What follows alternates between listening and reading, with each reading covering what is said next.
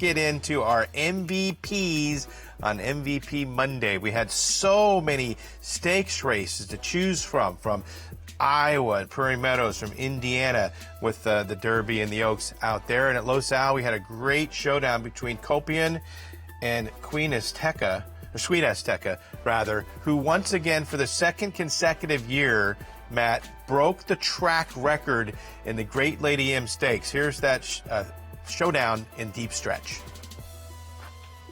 Yeah, look, when she's feeling good, she is one of the better female sprinters.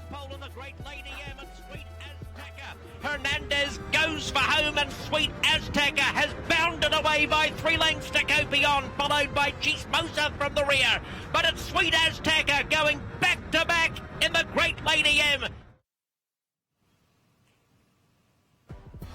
Look, again, when she's right, she's one of the better female sprinters we have, and defeating a horse the ability of Copian is no small feat, no small task. If she stays sound, Dave, throughout the rest of the summer and into the fall, she is a major threat come Breeders' Cup time. And at the same time, if you were a fan of Copian leading into this, I wouldn't be too disappointed. Not only did she lose a shoe during the race, but Los Al is a bit of a quirky racetrack. Some horses show up with their best, some don't. I'm no less on the Copian bandwagon than I was prior to this race, despite the fact that Sweet Azteca was the best on the day. She lost a shoe? If I read that correctly, I believe she lost a shoe during the race. It's a huge excuse, for sure. All right, well, we'll see them squaring off again down the road. But number 3 MVP is Sweet Azteca. That leaves us with 2 spots. And we're going to go with Magnitude winning the Iowa Derby. Look, when you look at the Iowa Derby and the Indiana Derby, the field in the Iowa Derby was clearly much easier than what we saw in the Indiana Derby. So even though he won, and he won very easily, he doesn't get the number 1 spot. He's kind of the wild card for me in this division, though, going forward, just simply because this is off a lengthy layoff. You're right. He beat inferior competition, no doubt about it. But he earned a 105 buyer, and this was after that 108 down at the fairgrounds back in February. I don't know, don't get me wrong, I'm not comparing him to Gunrunner. But early in Gunrunner's career, he would always swap leads and do goofy things mechanically, and he just kept running fast. And I finally had to just kind of throw my hands up and say, that's just what he is. Magnitude, maybe he's going to run a parallel, similar path, in that he does things that I don't love to see, but all he does is keep running fast, Dave.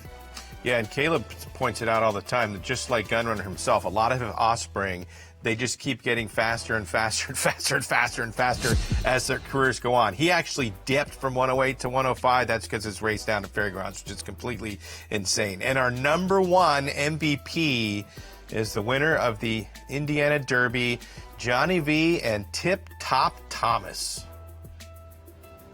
Yeah, another big performance here, keeping in mind first time going out to 2 turns, first time as a 3-year-old taking on graded stakes company. He had a lot of things working against him, had to take a little bit of heat, was able to hold off all those challenges and get the job done.